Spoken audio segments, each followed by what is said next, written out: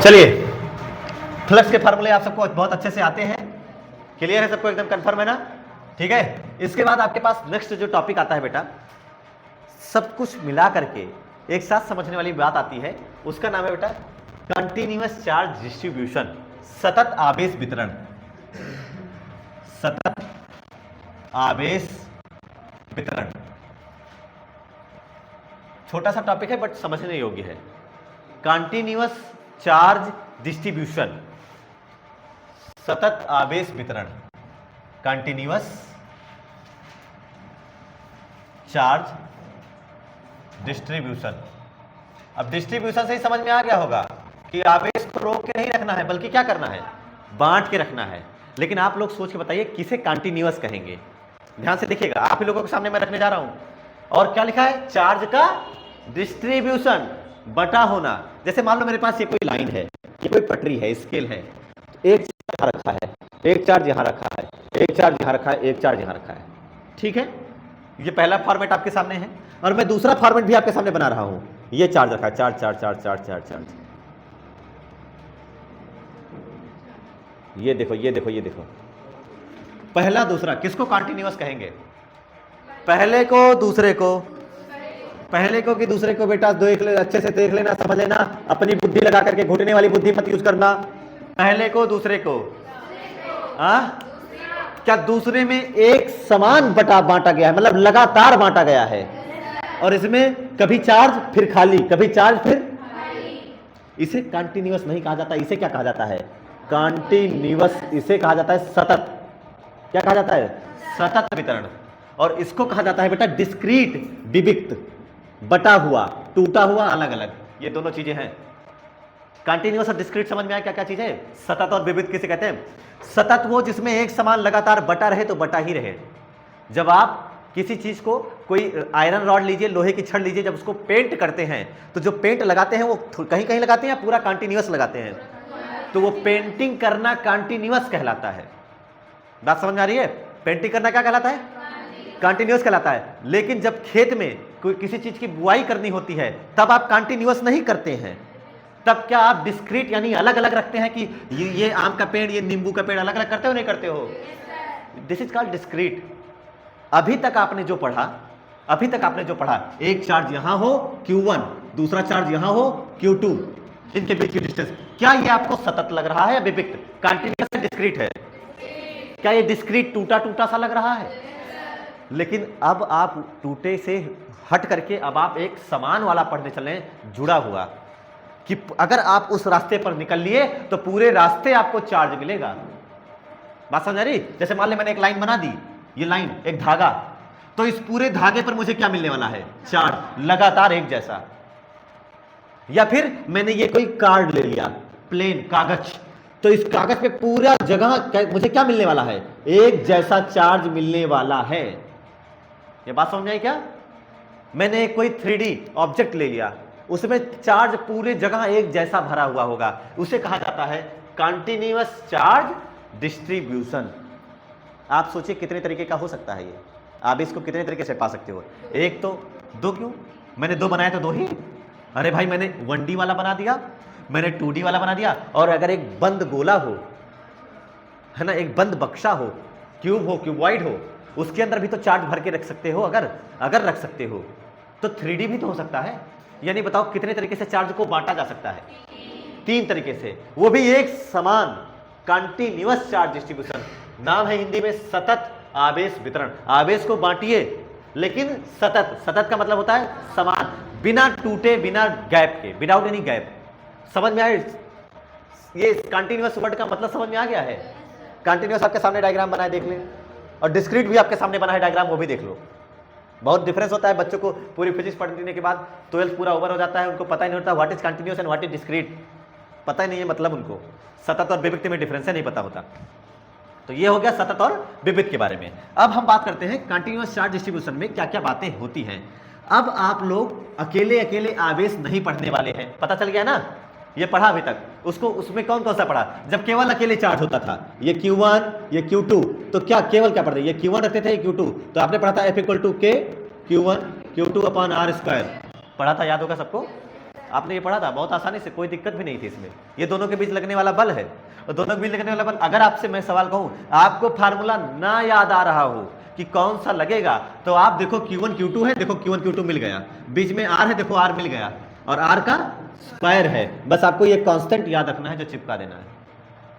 तब आपने ये सब पढ़ा, लेकिन अब आपके पास कुछ अलग ही चीजें आने जा रही हैं, जिसमें हो सकता है आपके पास ये कोई लाइन हो, इस पूरे लाइन पर आपको क्या मिलने वाला हो, चार्ज। ये आपके पास कोई एरिया हो, तो इस पूरे एरिया, पूरे पटरी पर क्या मिलने वाला है, चार्ज। एक स्केल लो, स्केल, उसमें कहीं भी टच करोगे, कहीं भी मेजर करोगे तो सेम चार्ज दिखेगा। ये है कंटिन्यूस चार्ज डिस्ट्रीब्यूशन। या फिर आपने कोई 3D ऑब्जेक्ट ले लिया बेटा, क्यूबॉइड ले लिया, तो इसमें भी कहीं आप चेक मेजर करने जाओगे ना, तो सब जगह चार्ज एक ही जैसा मिलेगा, तो इसे क्या कहा जाता है, कंटिन्यूअस चार्ज डिस्ट्रीब्यूशन। ये 3 तरीके का होता है, 3 तरीके का तुम्हारे सामने बना है। नंबर 1 बेटा 1D वाला, नंबर 2 2D वाला, और नंबर 3 3D वाला।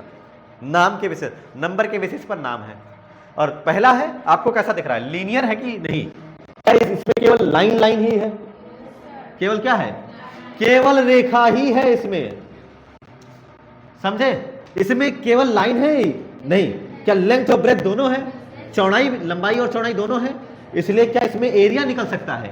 एरिया मतलब क्षेत्रफल, एरिया मतलब क्या हो जाएगा, क्षेत्रफल। ये केवल रेखा है और इसमें क्षेत्र है। इसमें क्या है बेटा, लंबाई भी है, चौड़ाई भी है, और क्या हाइट भी है,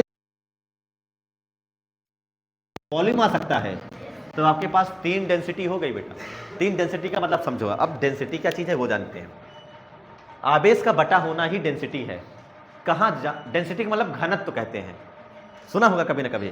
अच्छा, मन में जब घनत्व आता है तो आप लोग किसके बारे में सोचते हैं, जब मन में घनत्व आता है तो किसके बारे में सोचते हैं, फार्मूला पता है डेंसिटी का, रो इक्वल टू या फिर D equal to mass upon volume. प्रति एकांक आयतन में वितरित द्रव्यमान को मास पर unit volume is called density. प्रति एकांक आयतन में कितना द्रव्यमान होता है उसी को क्या कहा जाता है, घनत्व। तो आप ये देखने जाते हो कि उस कमरे में या फिर उस आयतन में, एकांक आयतन में कितना द्रव्यमान, कितना मास आ सकता है। पानी की टंकी होती है 500 लीटर और 1000 लीटर वाली, तो जो 1000 लीटर वाली पानी की टंकी होती है उसका वॉल्यूम जानते हो कितना होता है, 1 मीटर क्यूब। क्योंकि वाटर की डेंसिटी कितनी होती है जानते हो, 1000 लीटर। सुना भी होगा ना, पानी की टंकी का 500 लीटर और 1000 लीटर। तो जो 1000 लीटर वाली टंकी होती है, अगर उसका वॉल्यूम मेजर करोगे, बेलन का आयतन कितना होता है जानते हो, पाई आर स्क्वायर एच। अगर तुम उसका आर पता करो और तुम उसका एच पता करो और सबका मल्टीप्लाई कराओगे तो आंसर जो अप्रॉक्सीमेट आएगा कितना आएगा, 1 मीटर क्यूब। ये होता है वाटर की डेंसिटी के बेस पर। तो डेंसिटी क्या चीज है, आप वॉल्यूम में चल रहे हो तो कितना मास है, एरिया में चल रहे हो तो कितना मास है, और लाइन में चल रहे हो तो कितना मास है। अब हम यहां मास नहीं पढ़ेंगे, मास पढ़ाया गया था क्लास 11th में। क्लास 11 में चैप्टर रोटेशनल मोशन जब पढ़ाया जाता है, डायनेमिक्स में पढ़ाया जाता है, तब वहां पर ये सब बताया जाता है। वैसा ही सेम यहां पढ़ाया जाता है। डेंसिटी, इसमें नई चीज क्या समझने वाली है, डेंसिटी। डेंसिटी मतलब जिसे आप कहते हैं घनत्व, है ना। तो अगर आपसे कोई पूछे घनत्व, तो घनत्व का मतलब घनापन, कहां मिलेगा, कितना मिलेगा, है ना। अगर आप लंबाई में चल रहे हो तो लंबाई में चार्ज घना है, क्षेत्रफल में चल रहे हो तो क्षेत्रफल में एरिया जो चार्ज है वो डेंसर है, और अगर आप वॉल्यूम में चल रहे हो तो वॉल्यूम में चार्ज डेंसर है। समझ रहे ना, यानी चार्ज की प्रेजेंस ही डेंसिटी है। ये क्या चीज है बेटा, आवेश की उपस्थिति, चार्ज की प्रेजेंस ही डेंसिटी होती है। मास की प्रेजेंस, मास उपस्थित है तो डेंसिटी बोलेंगे। समझ रहे हो कुछ, डेंसिटी का मतलब क्या है, घनापन, डेंसर, कोई चीज है या नहीं है। इस कमरे में स्टूडेंट की बैठने की कैपेसिटी है तो इसकी डेंसिटी बताई जाएगी 40 स्टूडेंट्स, 60 स्टूडेंट्स, इससे ज्यादा थोड़ी हो सकती है। समझ रहे हो ना इस चीज को, डेंसिटी, घनत्व, कितने इसमें आ सकते हैं। तो वैसे इसकी डेंसिटी है कि कितना चार्ज ये होल्ड कर सकता है लाइन में अपने, कितना ये चार्ज रख सकता है, कितना चार्ज इस पे उपस्थित हो सकता है, वो इसकी ये वाली डेंसिटी बताएगी और इसकी ये वाली डेंसिटी बताएगी। तो इसमें एक बात आती है डेंसिटी को लेकर के, जिसे डेंसिटी कहते हैं आवेश की उपस्थिति ही उसका क्या कहलाता है, घनत्व। और आवेश कैसे कैसे उपस्थित हो सकता है, सर हमको रेखा में मिल सकता है, लाइन में, हमको एरिया में मिल सकता है, क्षेत्रफल में, और हमको कहां मिल सकता है, आयतन में, वॉल्यूम में, तीनों जगह मिल सकता है। मिल सकता है कि नहीं मिल सकता है। एक लाइन बना दो, एक तार ले लो, पतला सा, बहुत पतला सा तार ले लो, उस पर कुछ भी आप लगाना चाहे तो लगा सकते हैं, तो आपको जो भी चीज मिलेगी एरिया में नहीं मिलेगी, वॉल्यूम में नहीं मिलेगी, केवल लेंथ में ही मिलेगी। मिलेगी नहीं मिलेगी? है कि नहीं है? आप एक प्लेट ले लीजिए, एक प्लेन कोई कागज ले लीजिए, उस पर कुछ पेंट वगैरह लगा दीजिए, तो आपको जो भी पेंट मिलने वाला है वॉल्यूम में नहीं मिलेगा। आप बाहर हवा टच करेंगे तो आपको उस प्लेन में ही, देख मैंने मार्कर की स्याही लगा रखी है, किस में लगा रखी है? केवल इसमें, केवल लेंथ में लगा रखी है ना। देख यहां चला रहे हैं कुछ नहीं लग रहा है, लेकिन यहां चलाते ही मिल गया, क्योंकि यहां प्रेजेंट है। यहां जो इंक है, इंक को तू चार्ज मान ले तो चार्ज केवल लाइन में प्रेजेंट है, और यहां लेंथ में ही नहीं, ब्रेथ में भी है, एरिया में है, तो कहीं भी चलोगे तो चार्ज मिलेगा, और यहां पूरे वॉल्यूम में होता है। तो उसके हिसाब से डेंसिटी पढ़ाई जाती है। डेंसिटी बेटा 3 प्रकार की होती है। एक लीनियर चार्ज डेंसिटी, आपने 11th में पढ़ा होगा लीनियर मास डेंसिटी, लेकिन आपने पढ़ा ही कहां था? पढ़ने वाले भी एकदम बेसुध हैं, क्योंकि रिवीजन नहीं करते। और मैं फिर से बताता हूं बेटा, रिवीजन इज द मास्टर की of the topper. Her topper की एक ही स्टोरी होती है, वो कहीं ना कहीं इतनी बार रिवीजन करा होता है, आप उतनी बार ना पेज नहीं पलटे होते हो जितनी बार वो रिवीजन किया होता है। चलिए, लीनियर चार्ज डेंसिटी ज्यादा सीरियस हो गया, और आज से रिवीजन करेंगे कसम, लेकिन वो हो नहीं पाएगा आपसे, क्योंकि आप लोगों में डेडिकेशन कम दिख रहा है मुझे। डेंसिटी सबसे पहले का नाम है रेखीय आवेश घनत्व। नाम से पढ़ेगा, एक ही बार में सब समझ में आ जाएगा, घबराना मत। क्या नाम है इसका? रेखीय आवेश। आप बताइए आवेश कहां मिलेगा? घनत्व का मतलब कहां मिलेगा, किस में मिलेगा? आवेश कहां मिलेगा? केवल रेखा पर मिलेगा, केवल लाइन में मिलेगा, तो उसे क्या कहा जाएगा? Linear charge density. अब रुको, बस उतारो मत, क्यों? अभी मैं सब इकट्ठा सब तीनों पढ़ा देता हूं, फिर इकट्ठे सब जानना। चलो, ये तो जान गया हो ना कहां कहां मिलेगा चार्ज, ठीक है? Linear charge density. दूसरी बात करी जाती है, दूसरा आपको आवेश कहां मिल सकता है? अगर आवेश को एरिया भर में, है कि नहीं है? जैसे पेंट कर देते हो तो पेंट पूरे एरिया में मिलता है, तो आपके पास आते हैं सरफेस चार्ज डेंसिटी। एरिया बोलो या सरफेस, बात एक ही है, पता होगा आपको। Surface charge density, surface charge density मतलब होता है पृष्ठीय या क्षेत्रीय आवेश घनत्व, ठीक है? ये हो जाएगा। तीसरा आपके पास कौन सा है जानते हो? आयतन आवेश घनत्व, जिसे आप कहते हैं volume charge density. Volume charge density, जिसको आप कहेंगे आयतन आवेश घनत्व के नाम से। पूरा लिखिएगा आप लोग, लापरवाही नहीं। अब सुनिए ध्यान से, रेखीय आवेश घनत्व में अब बताइए आवेश कहां मिलेगा? घनत्व का मतलब कहां मिलेगा? आवेश कहां उपस्थित होता है? इसमें केवल लाइन में मिलेगा, केवल लंबाई में। इसमें लंबाई चौड़ाई दोनों में, यानी क्षेत्रफल में, और इसमें आपको लेंथ ब्रेथ हाइट, लंबाई चौड़ाई ऊंचाई तीनों जगह मिलेगा, यानी वॉल्यूम में। इसमें तीनों जगह मिलेगा, सब जगह। इस कमरे में हवा आपको कहां मिल रही है? केवल लंबाई चौड़ाई में, केवल पूरे वॉल्यूम, पूरे कमरे में हवा भरी है बेटा। कहीं भी जाओगे आपको एयर का सेम टेक्सचर मिलेगा, तो उसे कहा जाएगा वॉल्यूम एयर डेंसिटी।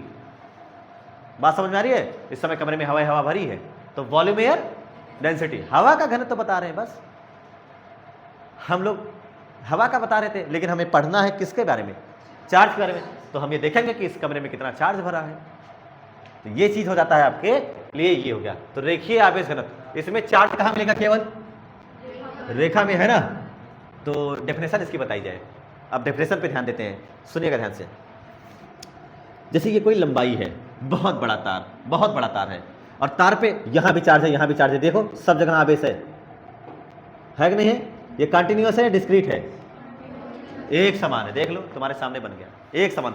जहां भी चल रहे हो तहां वहां एक जैसा चार्ज है, कंटिन्यूअस चार्ज। लेकिन किसमें है? चौड़ाई में भी है, एरिया है इसका, एरिया में थोड़ी है ना, वॉल्यूम में। केवल किसमें है? लाइन, केवल लेंथ में है, इसलिए नाम पड़ेगा लीनियर चार्ज डेंसिटी। और हम ये देखेंगे कि इसकी लेंथ पर यूनिट लेंथ पर कितना चार्ज है, उसी को कहा जाएगा लीनियर चार्ज डेंसिटी। हर लंबाई पर, और हर कितनी लंबाई पर? एक लंबाई पर। हर ये चीज यूनिट रखी जाएगी, प्रति एकांक लंबाई पर कितना आवेश दिया गया है, हर 1 मीटर पर कितना चार्ज दिया है आपने, उसी को कहा जाता है linear charge density. Charge per unit length is called linear charge density. इसकी डेफिनेशन क्या हो जाएगी? पर एरिया पर, हर एरिया पर, जैसे मान लो पूरे एरिया पर भाई क्या आपने वो रखा है, चार्ज दे रखा है नहीं दे रखा है? तो इसका एरिया है ना, इस बार चार्ज किस में है, केवल लाइन में है या एरिया में है? एरिया में भी है ना। तो ऐसे केस में अगर आप लोग इसका एरिया लिखें तो इस हर पर यूनिट एरिया पर कितना चार्ज है उसे क्या कहोगे? Surface charge density. हर प्रति एकांक क्षेत्रफल पे कितना आवेश उपस्थित है उसे कहा जाता है पृष्ठीय आवेश घनत्व। सोचो तो डेफिनेशन केवल बहुत जरा सी मामूली सी डेफिनेशन है। ऐसे ही वॉल्यूम की बात करोगे तो अब पूरे आयतन में आज चार्ज बताओगे तो आप क्या बताओगे? प्रति एकांक आयतन में कितना आवेश है, वो आवेश का घनत्व कहलाएगा। अच्छा, घनत्व का फार्मूला जो आपने पहले बताया था वो क्या था बेटा? मास अपॉन वॉल्यूम, द्रव्यमान बटे आयतन था कि नहीं था? तो जो भी बताने चल रहे हो बेटा उसमें द्रव्यमान ही तो बताते हो, कितना पानी है, कितना वजन है, तो वो क्वांटिटी ऊपर ही होगी। यहां मुझे समझ में आता है लीनियर चार्ज डेंसिटी पहला, दूसरा क्या चीज है? सरफेस चार्ज डेंसिटी, और तीसरा है वॉल्यूम चार्ज डेंसिटी। डेफिनेशन क्या क्या हो सकती है, कोई बता सकता है? अब इसमें क्या लिखोगे बेटा? चार्ज पर यूनिट लेंथ, प्रति एकांक लंबाई में वितरित आवेश की मात्रा को, प्रति एकांक लंबाई में, देख इधर ध्यान से, पूरी लंबाई पर नहीं बताना है, पूरे तार भर पे कितना चार्ज है वो नहीं बताना है, बल्कि यहां से लेकर वहां तक 1 मीटर है, इस 1 मीटर में कितना चार्ज है वो लैम्डा बताता है, वो रेखीय लीनियर चार्ज डेंसिटी बताती है। समझ में आई बात? यहां से लेकर यहां तक अगर 1 मीटर है ना तो इसमें कितना चार्ज है बस इतना बता दे, काम हो गया। उसे कौन डिसाइड करता है? लीनियर चार्ज डेंसिटी, रेखीय आवेश घनत्व। चार्ज पर यूनिट लेंथ यानी प्रति एकांक लंबाई में वितरित आवेश की मात्रा को क्या कहते हैं? रेखीय आवेश घनत्व के नाम से जाना जाता है। इसका सिंबल अगर मैं बताऊं आपको, इसका प्रतीक क्या होता है बेटा? तो इसका प्रतीक होता है बेटा लैम्डा। अब इसका फार्मूला कोई बता सकता है मुझे? कोई बता सकता है इसका formula? Lambda is equal to, तुम्हारे सामने फार्मूला देखो, वैसे इसी हिसाब से मैं बताता ही हूं समझा करके कि तू फार्मूला बनाने में सक्षम रहे। देख हर लेंथ पर कितना चार्ज दिया है, तो Q upon lambda equal to हो जाएगा Q अपॉन L। यूनिट बना दो, मात्रक बताओ कोई?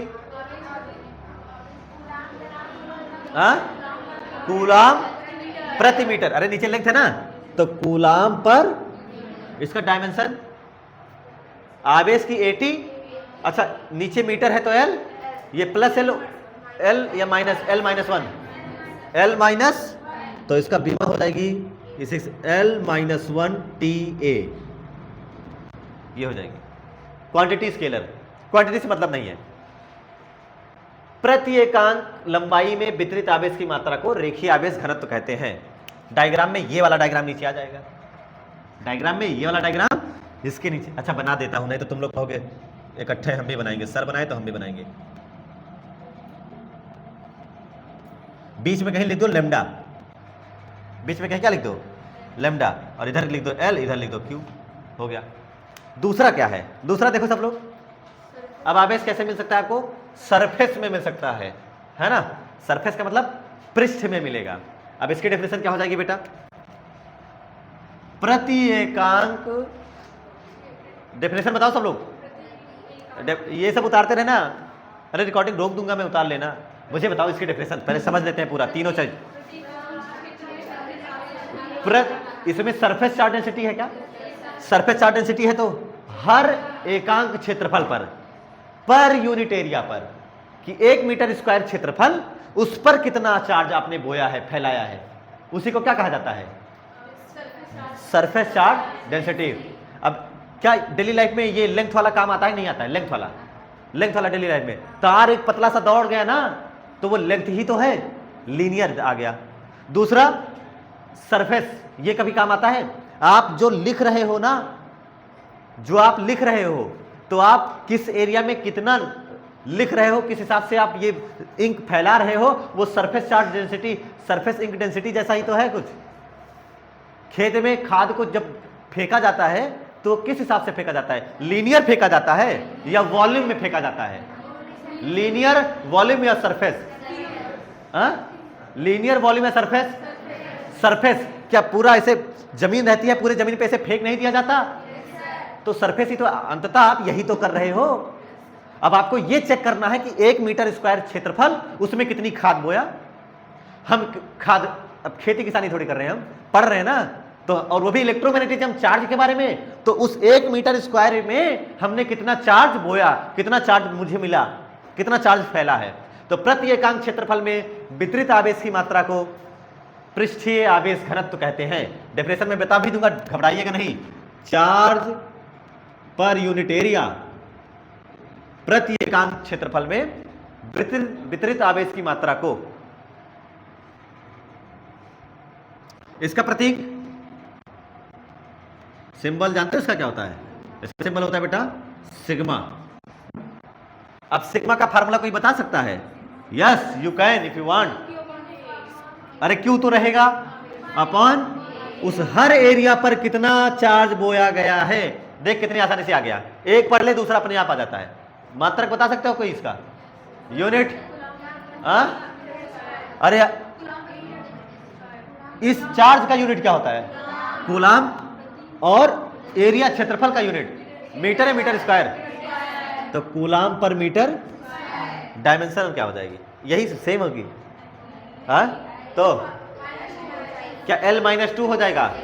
बाकी सेम L-2 TA। बाकी ये डायग्राम यहां आ जाएगा। ये मैं छोटा सा बनाऊं, ठीक है? ज्यादा से ही खर्चा होती है, और छोटा करो। बीच में कहीं लिख दिया मैंने सिग्मा Q अपॉन A। अरे वो तुम्हारे लिए है, अब नहीं रहेगा। अब बचा तीसरा, बताइए कौन सा है? आयतन आवेश घनत्व। डेफिनेशन इसकी बता सकते हो? प्रति एकांक आयतन में वितरित आवेश की मात्रा। बिल्कुल खत्म सी डेफिनेशन। और कोई अगर इसको टॉपिक कहे तो मैं टॉपिक नहीं कहूंगा इसे। चार्ज पर यूनिट वॉल्यूम। चार्ज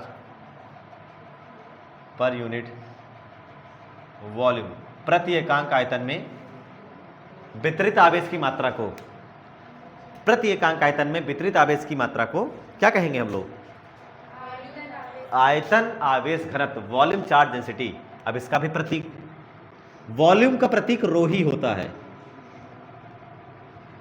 ठीक है? वॉल्यूम चार्ज डेंसिटी जब भी निकालोगे रो ही लिखोगे। इसका प्रतीक क्या हो जाएगा जानते हो? रो। इसका प्रतीक हो जाएगा रो। अच्छा, रो का मतलब आपके जैसा रोने वाला नहीं। आप कब रोएंगे पता है? हाँ, रिजल्ट आने के बाद नहीं, पेपर सामने आने के बाद। रिजल्ट आने के बाद तो आप खुश ही रहेंगे, घर छोड़ के भाग ही जाओगे। पेपर जब सामने आएगा और तुम सोचोगे कि काश पढ़ लिया होता, हंसे ना होते, बात ना किए होते। रो इज इक्वल टू, ए फार्मूला तो बताओ तुम लोग, काहे तुम लोग क्यों लिख रहे हो? बेटा मुझे नहीं आता, तुम लोग बताओ। Q upon V। V क्या है? V है क्या? क्या पोटेंशियल है, पोटेंशियल डिफरेंस है? विभव विभवांतर आयतन है, पढ़े हो इसका मतलब। तो ये हो जाएगा rho equal to Q upon V। Unit बताओ इसका? कूलाम पर metre cube, L-3 TA।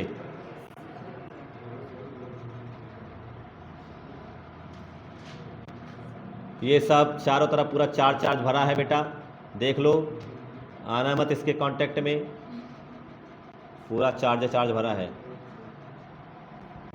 Class 11 में भी ये पढ़ाया गया था तुम लोगों को, बस तुम्हें याद नहीं है। Lambda equal to mass upon L, sigma equal to mass upon area and rho equal to mass upon volume. इधर देखो, फोकस ऑन दीज 2 पॉइंट्स। इन दोनों पॉइंट्स पे ध्यान से देखो, और इन दोनों पॉइंट्स को एंटी पैरेलल छोड़, डाइवर्जिंग नेचर में मिलाओ, ऐसे कन्वर्जिंग नेचर में, सॉरी कन्वर्जिंग नेचर में। ये ध्यान से देखो, इन दोनों पॉइंट्स को ये आपने मिलाया किसी इस तीसरे पॉइंट पर। यहां पर जो ये बनता है, क्या आप इसे एंगल कहते हैं? कोण। कोण कहते हो नहीं कहते हो? एंगल बराबर आर्क अपॉन रेडियस, कोण बराबर चाप बटे त्रिज्या। होता ही नहीं होता है? कभी ना कभी पढ़ा होगा नर्सरी केजी में, यूनिट रेडियन होता है, भूल गए होगे? Theta equal to delta S upon R, कभी ना कभी पढ़ा होगा बेटा। ये एंगल कैसा एंगल है जानते हो? ये एंगल 2D है, 1D है, 3D है। आप लोग बताओ, 1D है, 2D है, 3D? देख के बता दो। 1D 2D? पहली बात, एंगल 1D हो नहीं सकता, और होता भी है तो वो लीनियर एंगल है जो 180 डिग्री वाला होता है। होता नहीं होता है? एक लाइन बनी होती है और उस पर जो एंगल बना होता है वो कितना डिग्री होता है? 180 डिग्री। केवल वही उसके अलावा ये वाला एंगल, क्या आपको इसमें लेंथ दिख रही है, लेंथ, और क्या ब्रेथ भी दिख रही है? बस इसका मतलब ये कैसा है, 2D है। इसे कहा जाता है प्लेन एंगल, समतल कोण। अरे प्लेन में जो भी है वो 2D है, प्लेन का मतलब ही 2D होता है, समतल। मोशन इन 2D या मोशन इन प्लेन 11th का चैप्टर है, चैप्टर नंबर 3। चलो ये समझ में आया क्या चीज है 2D। लेकिन अब ये एंगल नहीं पढ़ना है, ये 11th का एंगल है। 12th का एंगल पढ़ेगा, 12th वाला पढ़ेगा, 12th वाला पढ़ाता हूं रुको, देख। अब जो पढ़ना है, अच्छा ध्यान से देखो, आप लोग फोकस करिए बोर्ड के केवल उन 2 पॉइंट्स को जिसको मैं मार्क कर रहा हूं, पहला ये और दूसरा ये। केवल इन दोनों पॉइंट्स को देखो और इन दोनों पॉइंट्स को देखो और एक ही टाइम पर देखो। देख पा रहे हो? कई लोग देख भी पा रहे होंगे, देखो देख पा रहे होंगे। भाई पूरा बोर्ड नहीं दिखाई देता क्या? अच्छा सर, ये इतना कॉन्सेप्ट, इतना कठिन सवाल पूछा है, एक के बताओ पागल। अब इन दोनों से जो आपकी आंखों पे लाइन बन रही है उसे कहा जाता है प्लेन एंगल, समतल कोण। इन दोनों लाइन से जो आपकी आंखों पर एंगल बन रहा है ना, उसे क्या कहा जाता है, समतल कोण, प्लेन एंगल, ये वाला। लेकिन अब इन दोनों पॉइंट को छोड़ करके, नहीं, इन दोनों पॉइंट को भी ले करके आप सारे पॉइंट्स को देखना शुरू कर दीजिए, पूरे सरफेस को देखना शुरू कर दीजिए। अब बताओ केवल 2 लाइन आ रही है या इनफाइनाइट लाइन आ रही है? क्योंकि आप सारे पॉइंट को देखना शुरू कर दिए। और ये जो आपकी आंखों पर एंगल बनाने अब जा रहा है, अब इसे प्लेन एंगल नहीं कहेंगे, अब इसे कहा जाएगा सॉलिड एंगल, घन कोण के नाम से जाना जाएगा। यानी now you switch from plane angle to solid angle. Solid angle की खास बात क्या है बेटा?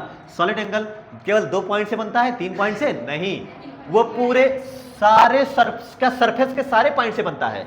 यानी सॉलिड एंगल बनता है बेटा, किससे बनता है? क्या पूरे सरफेस से बनता है? पूरे सरफेस से, whole angle made by whole surface. पूरे पृष्ठ द्वारा किसी बिंदु पर जो कोण बनेगा उसे क्या कहेंगे?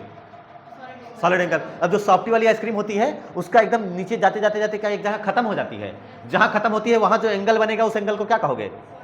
सॉलिड एंगल, घन कोण के नाम से जाना जाएगा। अम्ब्रेला होता है, अम्ब्रेला की सारी स्पोक्स ओपन हो जाए और आप देखो ध्यान से, तो एक जगह जाकर कैसे सर्कल बनता है, नहीं बनता है? वो जो सर्कल बन रहा है उस सर्कल का नाम ही है सॉलिड एंगल, घन कोण के नाम से जाना जाता है। बात समझ ना? तो now the topic is solid angle, घन कोण। ये 11th का है, ये 12th का है। आपका जब टीचर पढ़ाते होंगे, आपके 11th में जो पढ़ाए होंगे आपको, वो बताए होंगे बेटा 11th का दूसरा एंगलों बटा हुआ है, घन कोण। हेडिंग डालिए, हेडिंग डालिए घन कोण। क्या लिखोगे? घन कोण में क्या 2 पॉइंट एंगल कोण बनाते हैं? पूरे सरफेस, पूरा पृष्ठ द्वारा किसी बिंदु पर आंतरिक कोण को, या संपूर्ण पृष्ठ लिख दीजिए। The angle made by surface is called solid angle. पृष्ठ द्वारा आंतरिक कोण को घन कोण कहते हैं। Angle made by surface is called solid angle. पृष्ठ द्वारा आंतरिक कोण को घन कोण कहते हैं।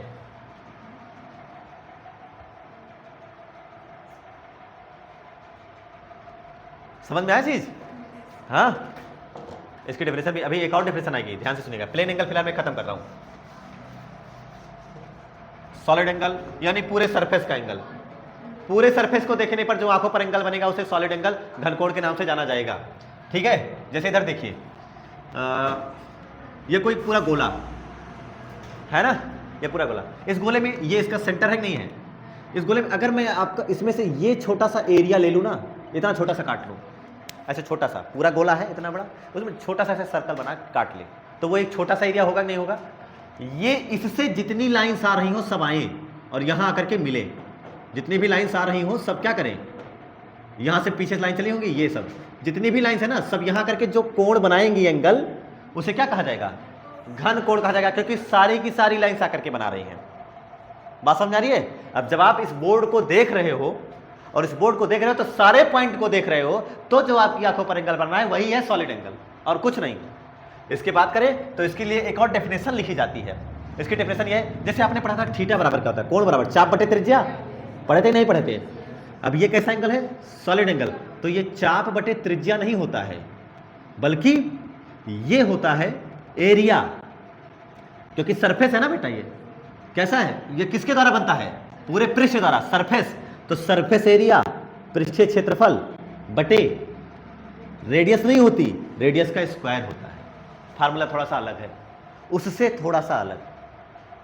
अरे वहां केवल एक बार लंबाई थी, यहां 2 बार आ जाती है। यानी क्या चीज है, दूसरी डेफिनेशन क्या लिख सकते हो जानते हो? अगर लिखना चाहोगे तो क्या लिख सकते हो? पृष्ठीय क्षेत्रफल तथा त्रिज्या के वर्ग के अनुपात को, पृष्ठीय क्षेत्रफल तथा त्रिज्या के वर्ग के अनुपात को घनकोण कहते हैं। The ratio of surface area and square of the radius. पृष्ठीय क्षेत्रफल तथा त्रिज्या के वर्ग के अनुपात को, the ratio of surface area and square of the radius. अब यहां से सूत्र मिल जाएगा आपको, फार्मूला। डेफिनेशन मायने नहीं रखती, फार्मूला मायने रखता है। अभी जो फार्मूला आएगा वो याद रखना बस। लिख लिया?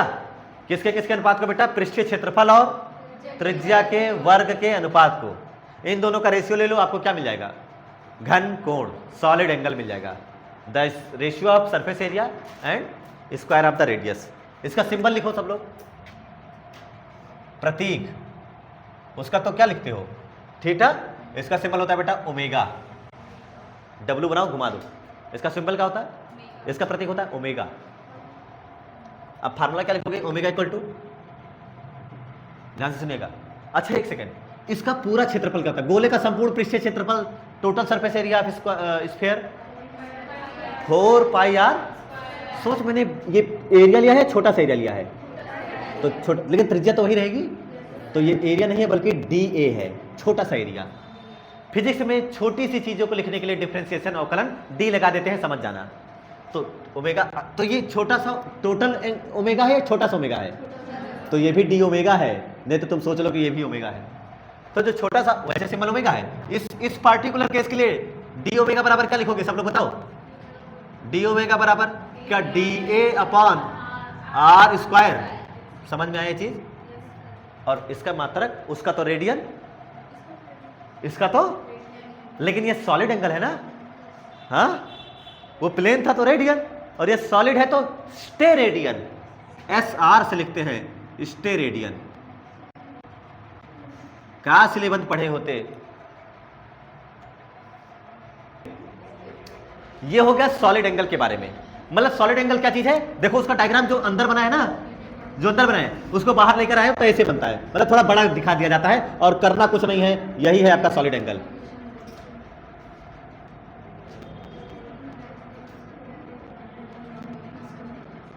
ये देखिए, ये इस चीज को क्या कहते हो आप लोग? ये आर हो गया, और ये आपका क्या है बेटा? D A. ठीक है, ये आपका हो जाएगा डी ए, और ये एरिया वेक्टर ऐसे बाहर की ओर होगा, और ये आपका हो जाएगा डी ओमेगा। जो वहां है वही यहां है, बस उसको बाहर किया गया। समझ में आया ना?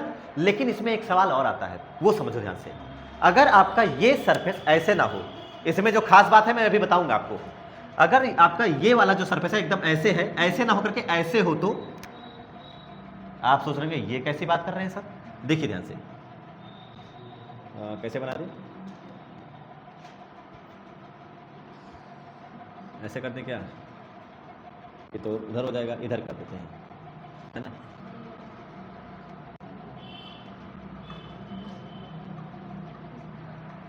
ऐसे हो जाएगा।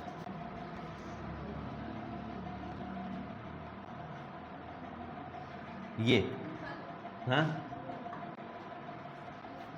ये आपका आर और ये आपका डी ए। ठीक है, अगर इस बार आपका डी ए, ये आपका आर है, जानते हो सब लोग, है ना? उसमें कोई दिक्कत है नहीं, ये पॉइंट है आपका, ये आर। इस डी ए में और इस डी ए में कोई डिफरेंस आपको देख पा रहे हैं? इस डी ए में, इस डी ए में, हाँ, कोई बताए? इस डी ए वेक्टर में और इस डी ए वेक्टर में कोई डिफरेंस है क्या? आर का डिफरेंस है। किसका डिफरेंस है? क्या इसमें आर और डी ए अलग अलग डायरेक्शन में है? और इसमें अगर आप ध्यान से देखेंगे तो क्या आर और डी ए एक ही लाइन में पढ़ रहे हैं?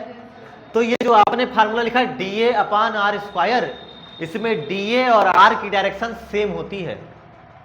डी ए और आर की डायरेक्शन, इस बार डी ए और आर की डायरेक्शन सेम है नहीं है?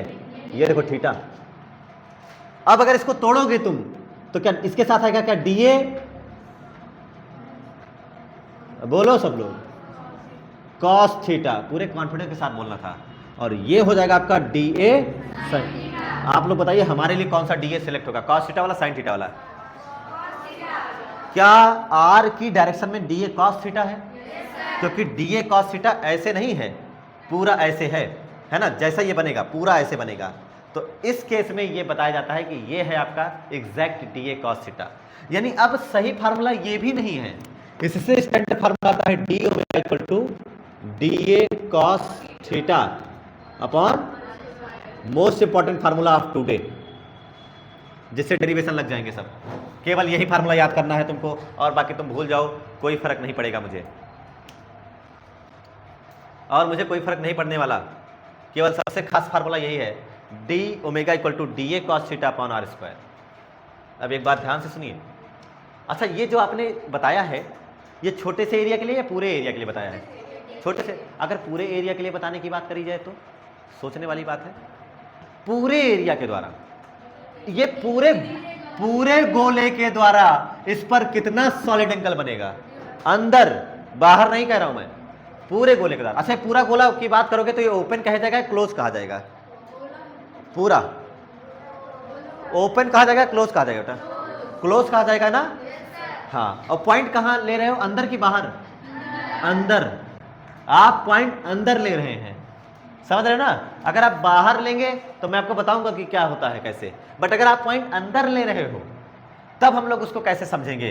तो ध्यान से समझिएगा, टोटल सॉलिड एंगल क्या लिखते हैं, कुल घनकोण है ना, ये तो छोटा सा छोटा है। अगर आप बताइए कुल घनकोण, सुनिएगा ध्यान से, कुल घनकोण टोटल सॉलिड एंगल, तो ये जो डी ओमेगा है ना, इसका हम लोग इंटीग्रेशन करते हैं, समाकलन ऐसे लगा देंगे बस सब। अरे भाई ये डी ओमेगा, ये डी ओमेगा, ये डी ओमेगा, ये डी ओमेगा, खूब छोटे छोटे टुकड़ों में तोड़ करके फिर जोड़ लेते हैं, बस यही काम करते हैं। बस समझ रहे हो इस चीज को, बस यही काम करते हैं हम लोग। तो ऐसे हमने इसको छोटे छोटे टुकड़े में तोड़ा, और डी ओमेगा इक्वल टू क्या लिखा है, क्या चीज, डी ए पान आर स्क्वायर। अरे डी ए कॉस थीटा छोड़, डी ए पान आर स्क्वायर जो भी कर, अब आप डी ए कॉस थीटा जो भी छोड़, जब पूरा डी ए तोड़ते चलोगे तो एक टाइम बाद क्या पूरा एरिया हो जाएगा, नहीं हो जाएगा? तो इंटीग्रेशन डी ए है कि नहीं है, 1/r स्क्वायर तो बाहर रहेगा और अंदर कौन जाएगा, इंटीग्रेशन डी ए। ऐसा होगा कि नहीं होगा? तो ये हो गया आपका कुल घनकोण बताने का तरीका। लेकिन ये कुल घनकोण दो तरीके से बताया जाता है, पहला अंदर इनसाइड यहां पर, और दूसरा बाहर कहां पर, हाँ यहां पर आर स्क्वायर है। ये जो मैंने लिखने की कोशिश करी है, समाकलन लगा दोगे तो पूरा मिल जाएगा। इसको बताने का कितना तरीका है, दो, एक अंदर कितना सॉलिड एंगल बनेगा और एक बाहर। बात समझ आई ना। तो आप अंदर बैठेंगे तब कैसे लिखा जाता है, सुनना ध्यान से। नंबर एक अंदर और नंबर दो बाहर, इनसाइड और आउटसाइड। इनसाइड अगर आप करेंगे तो क्लोज इंटीग्रल डी ओमेगा। अब आपके सामने नई चीज आ रही, अभी तक समाकलन ही था, लेकिन अब समाकलन के अंदर क्या बनाया गया, गोला, सर्कल। देखो समाकलन बनाया ही था मैंने इंटीग्रेशन, लेकिन उसके साथ क्या बनाया, सर्कल। ये बताता है कि क्लोज इंटीग्रल है, समझ में आया ना। ये बंद समाकलन कहते हैं इसको। बंद समाकलन मतलब 3D ऑब्जेक्ट्स में लगाया जाने वाला, जो चारों तरफ से बंद होते हैं उसके लिए समाकलन, और उसके बीच में क्या लगा दिया जाता है, गोला। अब आप सोचो, अब जो मैं पूछ रहा हूं वो बताइएगा, क्योंकि मैं डायरेक्ट लिखने वाला हूं value. Close integral D omega, DA का पूरा डीए जोड़ोगे तो कितना हो जाएगा, कोई बताए। पूरा डीए जोड़ोगे तो क्या एरिया हो जाएगा इसका एरिया होता कितना है, 4πr स्क्वायर। सोचा करो तुम लोग आंसर, 10th की मैथ्स है, तो एरिया कितना हो जाएगा, 4π। तो अगर ध्यान से देखो यहां पर अगर मैं लिखूं 1/r square into 4πr square, तो क्या r स्क्वायर से r स्क्वायर कट जाएगा, बचा क्या, केवल 4π। तो 4π स्टे रेडियन, 4π ये आता है किसके लिए, अंदर के लिए। अगर आप अंदर बात करेंगे तो कितना आएगा, 4π स्टे रेडियन। अगर सर हम बाहर बात करेंगे तो डी ओमेगा, तब 0, क्योंकि हम लोग जो पढ़ रहे हैं वो 3D है, और ये 3D के लिए एंगल है, ये 2D के लिए एंगल नहीं है। अगर आप बाहर मान लो कोई गोला है ऐसे, है ना, ये कोई गोला देख रहे हो, तो बाहर से आप गोले का एक हिस्सा देख पाओगे या दोनों हिस्सा देख पाओगे, गोला। अगर ये कोई गोला है, आपको बॉल दिखाई जाए और बाहर से देख रहे हो, तो क्या आपको आधा वाला हिस्सा ही दिखेगा, तो आधा वाला मान ले सॉलिड एंगल बनवाया आपने, लेकिन पूरा गोला देखना था ना, तो बचा हुआ आधा क्या उधर उस साइड बैठा हुआ है, तो दोनों एक उधर आपके तरफ और दूसरा पीछे। इस समय इस सरफेस को देखो, इस सरफेस का क्या ये व्हाइट वाला हिस्सा आप देख पा रहे हो, तो ये आपके ऊपर मान लो प्लस वाला एंगल बना दिया, प्लस ओमेगा प्लस 4 पाई, और पीछे वाला जो है वो आपकी आप देख पा रहे हो क्या, तो वो माइनस 4 पाई होगा, और दोनों जोड़ोगे तो क्या हो जाएगा 0। लेकिन अब अगर आप अंदर बैठे हैं, आप उसके अंदर बैठे हैं, तो आप पूरा इस कमरे में क्या आप सब तरफ देख सकते हैं, बाहर से देखने को कहा जाएगा तो केवल फ्रंट व्यू देख पाओगे। तो ये सोचने वाली बात है यहां से कि क्लोज इंटीग्रल डी ओमेगा, अगर अंदर बैठ के बात करोगे अंदर के पॉइंट के लिए तो 4 पाई स्टेरेडियन आता है, और बाहर के किसी पॉइंट के लिए बात करोगे तो 0। नोट करो, एक क्वेश्चन करिए जरा देखें। अच्छा, फार्मूला जिनको नहीं पता मैं लिख दे रहा हूं, बताइएगा। Electric field intensity due to point charge E is equal to Q K upon R square.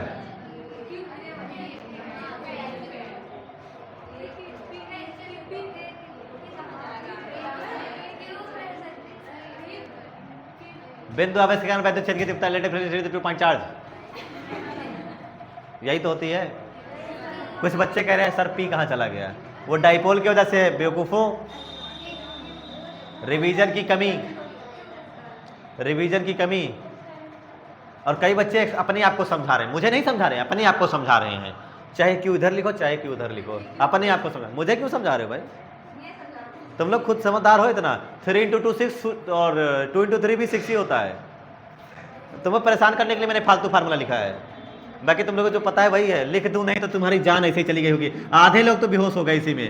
बस कितना गलत पढ़ा रहा है ये मास्टर, छोड़ देते हैं आज से ही पढ़ना। हाँ चलो इसके वजह से बताओ, ये पॉइंट चार्ज है 20 कूलाम का, प्लस यहां से 2 मीटर की दूरी पर बताओ कितना वैद्युत क्षेत्र है।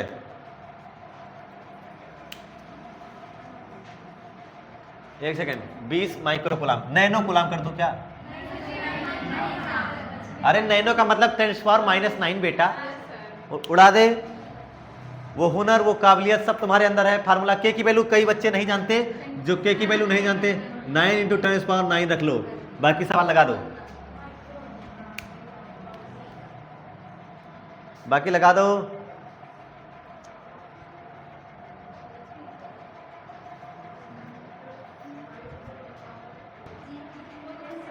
इसका इधर देख, फार्मूला जानते हो सब लोग, वो लिखा है ना, के की वैल्यू 9 × 10⁻⁹ इंटू क्यू कितना है 20 माइक्रो कूलाम 10⁻⁻⁶ बटे आर स्क्वायर 2 × 2। अब कई सारे बच्चे क्या कहिए कि एक बार 2 रख के काट दिए, 2 × 1 = 2, 2 × 10 = 20, 9 × 1 = 10, 9 और 1 10 में से 6 गया, 9/2 4.5, 4.5 इंटू 10⁻⁹ 9 × 1 = 10, 10 में से क्या 4 न्यूटन पर। क्या ये लगभग बच्चों से आया था? और जिन बच्चों से मान लो कई बच्चे गलती ये किए थे कि एक बार 2 रख के काटे थे, उनकी भी कोई गलती नहीं, कोई बात नहीं, माफी लायक है। अगला सवाल, क्या सबसे आ गया था ये? चलो अगला आसान दे या कठिन? पक्का? क्या आप सच में कठिन सवाल चाहते हैं? ले फिर देख,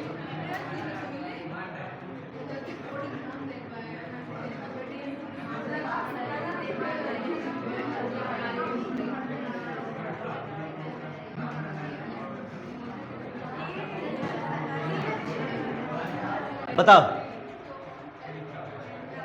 इसके वजह से बताओ। 20 कूलाम पर मीटर, 20 कूलाम पर मीटर। जल्दी करो जल्दी करो,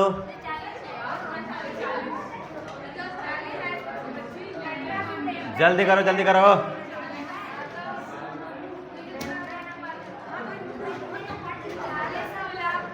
हाँ 40 कूलाम मीटर। अरे वो तो न्यूटन पर कूलाम होती है। एक सेकेंड, अब रुको, अब मैं तुम लोगों को कुछ बता दूं। आंसर गलत है, कॉन्सेप्ट ही गलत है। कॉन्सेप्ट, अभी तुमने कॉन्सेप्ट पढ़ा ही नहीं है। पहली बात, अभी अभी मैंने आपको पढ़ाया दो बातें, एक डिस्क्रीट चार्ज होता है और एक कंटिन्यूअस चार्ज होता है। विविक्त आवेश और सतत आवेश, ये विविक्त है, डिस्क्रीट चार्ज, उसकी वजह से अभी तक बता ले जाते थे। ये कंटिन्यूअस चार्ज है बेटा, डिस्क्रीट वाले फार्मूले कंटिन्यूअस में वैलिड नहीं रहेंगे। इस जो फार्मूला यहां लगाते थे इलेक्ट्रिक फील्ड का, सेम फार्मूला यहां लगाओगे गलत होगा, क्योंकि यहां अकेले कोई चार्ज तो केवल ये होता तब तो बता देते, केवल ये होता, देख इधर केवल ये +2 होता, +20 कूलाम, तब तो बता ले जाता, वो देख ऐसा ही। लेकिन इस बार अकेले चार्ज थोड़ी है, इस बार तो ये पूरा लीनियर, पूरी समझ ले एक लाठी है और पूरे लाठी पर चार्ज रखा है, लाठी चार्ज है ये, समझ रहे हो ना, लीनियर चार्ज है। अब वो फार्मूला वैलिड नहीं है, उसके लिए कॉन्सेप्ट पढ़ना पड़ेगा। अब यहां पर वो कूलाम्स का लॉ, इलेक्ट्रिक फील्ड का डायरेक्ट फार्मूला नहीं लगेगा, समझे। अब इसको सॉल्व करने के लिए जानते हो क्या करेंगे हम लोग, इसका दो तरीका है, एक वो जिसमें तुम लोग दग जाओगे, ब्लास्ट खोपड़ी हो जाएगी, जिसको बोलते हैं डिफरेंशिएशन इंटीग्रेशन मेथड, उससे बताने लग जाऊं तो तुम लोग रो दोगे, समझ रहे हो ना, क्योंकि मुझे पता है आप लोगों का बेसिक कितना मजबूत है, 0। तो इसको हम लोग दूसरे तरीके से, एक शॉर्टकट भी है और वही शॉर्टकट आपके बोर्ड एग्जाम में पूछा जाता है, समझे, जिसका नाम है गॉस लॉ। हम क्या करते हैं, वैसे तो अगर मैं बताऊं तो सुनना ध्यान से, इसको बहुत छोटे, अनंत छोटे छोटे टुकड़ों में तोड़ते हैं, क्योंकि आप किसके वजह से बता सकते हो, पॉइंट चार्ज की वजह से, डिस्क्रीट चार्ज की वजह से बता सकते हो। तो जब इसको बहुत छोटे टुकड़ों में तोड़ेगा, तो इतने छोटे में तोड़ेगा, तो क्या इसकी वजह से बता सकते हो, नहीं बता सकते हो, बता सकते हो। ये करके लगाया जा सकता है, लेकिन ये करके लगाने में आप लोग सो जाओगे, इसलिए मैं आपको सिखाता हूं एक दूसरा और स्टैंडर्ड तरीका, जिसका नाम है गॉस लॉ, जो हमें इन समस्याओं से उलझने की ताकत देता है, समझे। गॉस है, भगवान है बेटा, समझ लो कि इन समस्याओं में वो समाकलन अवकलन नहीं लगाना, जिनको बहुत टफ वाला नहीं लगाना है, वो गॉस लॉ लगा करके आराम से बच सकते हैं। और तुम्हारे बोर्ड एग्जाम में पूछा जाने वाला टॉपिक भी यही है, वही क्वेश्चन भी है। तो हेडिंग का नाम पड़ेगा, जो कंटिन्यूअस चार्ज बॉडी से लड़ने की हिम्मत दे, उसे गॉस लॉ कहते हैं। अब क्या है वो बताऊंगा नियम। तो आपके सामने पेश है गाउस का नियम, जिसे गॉस का नियम कहते हो शॉर्ट में, है ना। गॉस लॉ किसके लिए है बेटा, ये तो मैं आपको बता दूं, ये किसके लिए आता है। तो ये केवल और केवल आता है भाई आपको कहां कहां, किससे बचाने आता है, किससे बताना आता है भाई, कंटिन्यूअस, ये देख डिस्क्रीट चार्ज और ये हो गया कंटिन्यूअस चार्ज। तो इससे पहले निपटते थे कूलाम्स लॉ की मदद से। तो अगर सतत विविक्त आवेश होगा, विविक्त का मतलब टूटा हुआ, अकेले, डिस्क्रीट, तब हमें कूलाम के नियम मदद करता है। लेकिन अगर कंटिन्यूअस चार्ज होता है, तब हमें किसका मदद, कौन सा, गॉस का नियम। देखो एक ही चैप्टर में दो नियम है, तो दो तरीके के चार्ज भी तो है, एक डिस्क्रीट और दूसरा कंटिन्यूअस। देख कंटिन्यूअस के लिए गॉस लॉ और डिस्क्रीट के लिए कूलाम्स लॉ, कितनी आसान से बात है। अगर बेसिक से चल तो समझ में भी आता है। और ये किसके लिए है, तो ये भी हम समझते हैं। ये सबसे पहला बताने आता है बेटा, फ्लक्स को डिफाइन करने।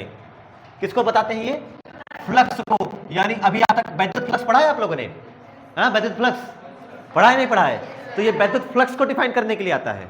अच्छा, फ्लक्स का आपने कई फार्मूला पढ़ा होगा, phi = E A cos theta, और इसी को आप लोग देखते हो vector E dot vector A, तो एक ही बात है, अलग अलग बहुत नहीं है। लेकिन एक और जो शानदार, मैं तो कहता हूं अब दो फार्मूला, ये दोनों एक ही फार्मूला है। अब एक और formula, integration area EdA cos theta, होता है नहीं होता है, या फिर आप चाहो तो केवल क्या लिखो, vector E dot vector dA, ये हो गया। तो क्या होता है, अगर आपसे कोई डेफिनेशन पूछ ले, यहां से फ्लक्स की दूसरी डेफिनेशन भी मिल सकती है आपको। वो क्या हो सकती है कि किसी पृष्ठ से गुजरने वाला विद्युत फ्लक्स उस पृष्ठ से संबंधित विद्युत क्षेत्र के पृष्ठीय समाकलन के बराबर होता है। The flux associated with any surface in a field is equal to the surface integral of electric field over the surface. छोड़ो, इग्नोर मारो। आइए फ्लक्स बताने के लिए, किसके लिए है ये परिभाषा, फ्लक्स बताने के लिए। लेकिन बेटा ये गॉस लॉ है, गॉस का नियम है, समझ रहे हो। जब ये गॉस का नियम है ना, और फ्लक्स बताने के लिए, और फ्लक्स हमेशा बताया जाएगा बेटा, इसके लिए हमेशा क्लोज का मतलब बंद, मतलब 3D ना, 3D के लिए। कैसे, 3D के लिए। ये कौन से सरफेस के लिए होगा? केवल और केवल क्लोज सरफेस के लिए होगा, यानी केवल और केवल बंद पृष्ठ के लिए ही वैलिड होगा। अब डेफिनेशन सुनो, अभी तुम्हें थोड़ी बहुत याद हो चुकी है, तुम्हें पता भी नहीं है, लेकिन थोड़ी बहुत याद हो गई है। किसी बंद पृष्ठ से गुजरने वाला कुल वैद्युत फ्लक्स, मैंने दो ही बातें बताई, गॉस का नियम, गॉस लॉ किसके लिए आता है? फ्लक्स के लिए, वो भी कौन से सरफेस के लिए? क्लोज सरफेस के लिए। तो the flux associated with any close surface या the flux passing through a close surface, किसी बंद पृष्ठ से गुजरने वाला वैद्युत फ्लक्स, ये देखा जाएगा कि उस सरफेस से कितना चार्ज बंधा है। सोचो, मैंने एक बंद पृष्ठ ले लिया, ये देखिए, और दुनिया में कहीं कोई चार्ज नहीं। बताओ कितना फ्लक्स गुजर रहा है इससे? दुनिया में कहीं कोई चार्ज नहीं है। बताओ, जल्दी बताओ। अबे फ्लक्स ही तो फील्ड लाइंस देते हैं, और फील्ड लाइंस गुजरेंगी तभी तो फ्लक्स काउंट होगा। चार्ज ही तो आवेश होगा तभी तो फील्ड लाइंस निकलेंगी बेटा। तो जब चार्ज नहीं है दुनिया में, तो कहां से फील्ड लाइंस गुजर रही हैं? कोई फ्लक्स नहीं है। तो अगर आप ये बताने आ रहे हो कि इससे कितना फ्लक्स बाहर निकलेगा, है कि नहीं है? इससे कितना फ्लक्स बाहर, तो वो बताने के लिए आपको ये पता करना होगा कि इसके अंदर कितना चार्ज है। समझ रहे हो ना? इसके अंदर कितना, ये पता करना होगा। और अगर ये एक बार पता चल गया कि कितना चार्ज है, तो बस एक छोटा सा काम और पता लग जाता है आंसर। सुनिएगा ध्यान से डेफिनेशन। किसी बंद पृष्ठ से गुजरने वाला संपूर्ण वैद्युत फ्लक्स उस पृष्ठ से बद्ध आवेश, बद्ध आवेश का मतलब बंधा हुआ आवेश, उस पृष्ठ से, उस सरफेस से कितना चार्ज एसोसिएटेड है, उसका 1/ε0 गुना होता है। ε0 जानते हैं सब लोग? K = 1/4πε0। ऐसा होता है, नहीं होता है? तो सुनिएगा ध्यान से। किसी बंद पृष्ठ से गुजरने वाला कुल वैद्युत फ्लक्स, उस पृष्ठ से बद्ध आवेश, मान लीजिए इससे कितना चार्ज बंधा है? Q। बद्ध आवेश Q का कितना गुना होता है? 1/ε0 गुना, ना 4π नहीं, 1/ε0 गुना होता है। यानी फाई इक्वल टू हो जाएगा Q/ε0 हो जाएगा। ये किसका नियम है जानते हो? गॉस का। तुम्हें डेफिनेशन चाहे देर में याद हो, फार्मूला अभी याद होना चाहिए। मैंने तुमको एक चीज बताई थी, कुछ भी कर ले, क्या चार्ज हमेशा ऊपर रहेगा? तुम्हारे सामने एग्जांपल है, चार्ज देखो ऊपर ही है। अरे पूरी फिजिक्स ही, पहली फिजिक्स ही चार्ज के ऊपर है, इसलिए चार्ज हमेशा कहाँ आ गया? ऊपर। और किससे डिवाइड किया? ε0 से। क्या यहाँ भी ε0 नीचे रहता था? 4π इग्नोर कर दो, क्योंकि वो आपने स्टेट रेडियन वगैरह में काउंट कर लिया होगा। तो Q/ε0। किसी डेफिनेशन सुनना ध्यान से, मैं लिख दूं कहो तो, है ना? किसी बंद पृष्ठ से गुजरने वाला the flux associated with any close surface, किसी बंद पृष्ठ से गुजरने वाला, डेफिनेशन है याद करनी पड़ेगी।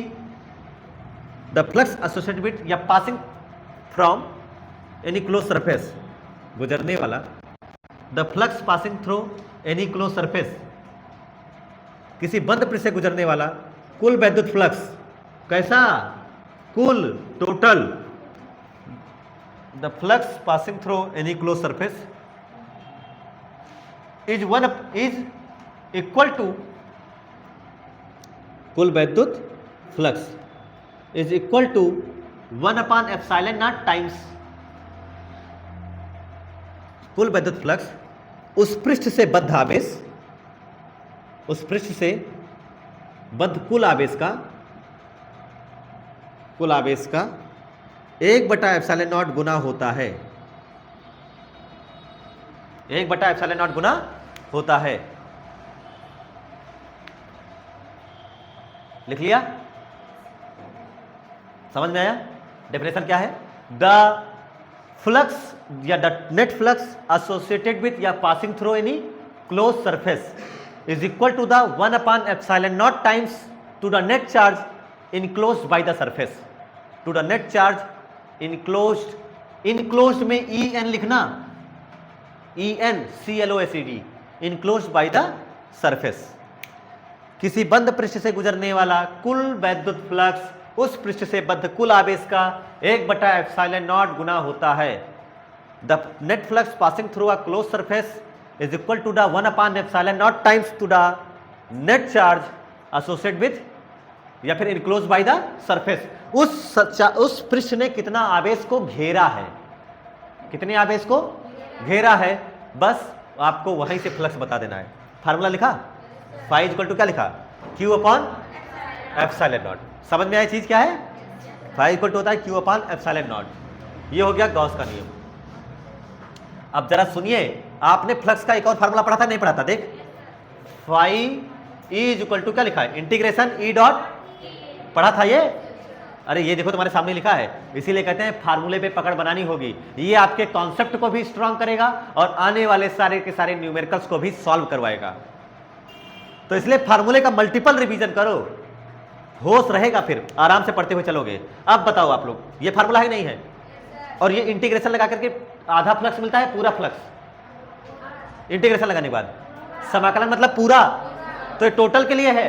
अरे ये भी टोटल फ्लक्स का फार्मूला है और ये भी किसका है, टोटल फ्लक्स का फार्मूला। तो क्या दोनों एक ही चीजें हैं? हाँ, अरे ये भी टोटल फ्लक्स है और वो भी टोटल फ्लक्स है। तो इसका मैथमेटिकल फार्मूला क्या लिखा जाता है, मैथमेटिकल रिप्रेजेंटेशन, गणितीय रूप, कूलाम के नियम का गणितीय रूप, इसका मैथमेटिकल रिप्रेजेंटेशन क्या है, गणितीय रूप, मैथमेटिकल फॉर्मेट क्या लिखा जाता है, ध्यान से देखना। Phi is equal to integration, integration क्या चीज, E dot D E dot, but एक सेकेंड, कैसा इंटीग्रेशन, सरफेस कैसा है बेटा, ओपन या क्लोज? क्लोज होगा तो सर्कल, तू भी क्लोज बना, समझे? मैक्सवेल की पहली इक्वेशन पढ़ा रहा हूं मैं, चैप्टर 8 में ये रिपीट होगा, आखिरी चैप्टर में ये फिर से आएगा। Close integral E dot D equal to, अरे यही क्या होता है, क्यू अपॉन एप्सिलॉन नॉट। और वैसे क्यू इन होता है, बट आप आगे समझोगे और अच्छे से जब एक्सप्लेन करूंगा। तो अभी तो केवल यही जानो बस, समझ में आया? ये होता है बेटा फ्लक्स।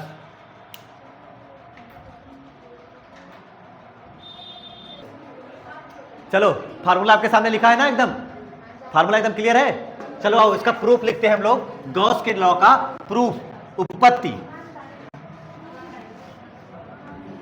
और उसके बाद इसकी पूरी पीएचडी कल करते हैं। बट अभी केवल इसका प्रूफ जानिए, और बहुत छोटा सा प्रूफ है, 2-3 लाइन का, समझ में आ जाएगा एक ही बार में। देख इधर, कैसा सरफेस होना चाहिए, ओपन या क्लोज? क्लोज ना, देखो, और वो कैसा भी हो सकता है, उसका आकार कैसा भी हो, आपको कोई फर्क नहीं पड़ना चाहिए, कैसे भी बना लो। और मान लो इस पॉइंट पर आप बैठ के बात कर रहे हैं, यहां पर कोई चार्ज रखा है आपके लिए क्यू, और वो भी कैसा क्यू, प्लस क्यू, क्लियर है? और अब ध्यान से देखोगे तो आप सबसे पहले इस सरफेस से टोटल फ्लक्स बताना है, समझोगे तो। अभी देखो, तुम्हें जो तुमने फार्मूला, जो तुमने डेफिनेशन, डेरिवेशन, सॉरी जो गॉस लॉ लिखा है ना, अभी ये डेरिवेशन से ही समझ में आ जाएगा कि हम लोग कर क्या रहे हैं। ये देखो, आपने सबसे पहले क्या बात पढ़ी है, किसी बंद पृष्ठ से, क्या ये चारों तरफ से बंद है, आगे और पीछे से भी बंद है, यानी 3D है। ये कैसा सरफेस है मैंने ले रखा है, 3D। अरे क्लोज है बेटा, कैसा है, क्लोज है, 3D है, पहले ये याद कर ले। अब इसके अंदर कितना चार्ज रखा है मैंने, क्यू, इसके अंदर कितना चार्ज रखा है, आप सबने लिखा ना, चार्ज इनक्लोज्ड, बद्ध आवेश लिखा है। देखो एक लाइन लिखी होगी, बद्ध आवेश, तो ये आवेश बाहर मत करो, कहां रखो, उससे बांध के रखो, अंदर ही रखो, पहली बात तो ये। और अब आप इससे, इस आवेश को रखने की वजह से इससे कितना फ्लक्स बाहर आ रहा है वो बताना है। तो गॉस ने कितना बताया है, कितना आता है, बताओ कोई, कितना आता है? गॉस ने क्या बताया, phi equal to Q upon, अरे यही तो बताया है। तो हमें यही प्रूफ करना है कि हाँ ये बात उन्होंने सच बताई है या झूठ। तो देखते हैं कि ये कितना सच है। सच है, क्या लगता है, सच है? अरे पढ़ाया है तो सच ही है, और आज से नहीं 5 सालों से पढ़ा रहा हूं मैं, अब तक झूठ नहीं हुआ, और उससे पहले पता नहीं कितने साल से पढ़ाया जा रहा है। तो सुनिए ध्यान से, हम इसको सॉल्व करने से पहले, वो फ्लक्स ये वाला बाद में बताने से पहले, हम लोग सबसे पहले सॉल्व करते हैं भाई कि इससे जो छोटा सा, एकदम छोटा सा, स्मॉल सा एरिया होगा, इतना सा, क्या चीज होगा वो, DA होगा, जो भी होगा, है ना, जो भी छोटा सा एरिया होगा, DA वेक्टर, इससे कितना क्षेत्र गुजर रहा है, इससे कितना फ्लक्स है, इस छोटे से एरिया से बताते हैं, एकदम स्मॉल एरिया से।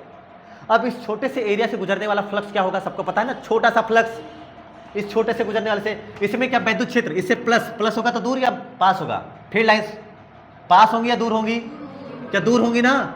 तो यहां पर देखो ये इलेक्ट्रिक फील्ड भी है, ये इलेक्ट्रिक फील्ड, क्या इसके बीच में थीटा एंगल है, एंगल दिख रहा है सबको, बहुत छोटा एंगल है बट हैवी।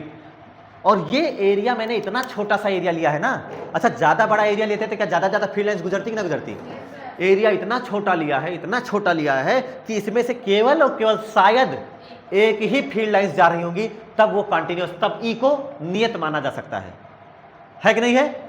सोच, इतना बड़ा एरिया लेगा तो ज्यादा फील्ड लाइंस, और छोटा एरिया लेगा तो कम ज्यादा फील्ड लाइंस, लेकिन मैंने जानबूझ के कितना छोटा एरिया लिया है, बहुत छोटा, डीए, ताकि उसमें से कितनी फील्ड लाइंस गुजर रही हो, शायद एक ही गुजर रही हो जिसको आप नियत मान सको। तो जो छोटा सा फ्लक्स होगा, इतना सा, ये देख डी फाई ई, वो क्या लिखा जाएगा? E D A cos theta. क्या ये सबको पता है? छोटा सा फ्लक्स, ई डी ए कितने से गुजरने वाला है? Flux passing through small element area, सूक्ष्म अवयव से, सूक्ष्म क्षेत्र से गुजरने वाला फ्लक्स। अब आपको सबको पता है, क्या ये पॉइंट चार्ज है कि नहीं है? और इस पॉइंट चार्ज की वजह से क्या ये डिस्टेंस आर है? डिस्टेंस कितनी है बेटा? आर है। क्या इसके वजह से यहां पर फील्ड बता सकते हो? बिंदु आवेश के कारण इस पॉइंट पी पर क्या फील्ड बता सकते हो? कितना होता है? KQ/r²। बिंदु आप पॉइंट चार्ज की वजह से फील्ड कितनी होती है ये सबको पता होना चाहिए, KQ/। तो B है, B हमें पता है क्या है? E = 1/4πε0 into Q/r। क्या ये बात क्लियर है सबको? तो अगर चाहूं तो E यहां रख सकता हूं, नहीं रख सकते, तो जो d फाई E लिखा जाएगा वो क्या लिखा जाएगा? E की जगह पर 1/4πε0 इंटू Q/इंटू DA cos थीटा। समझ में आया है? अरे समझ में आया है ये चीज?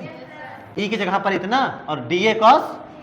अगर आप ध्यान से देखो तो मैं इसको ऐसे लिखने चल रहा हूं, जो शायद आपने फिर कभी ना कभी पढ़ा होगा।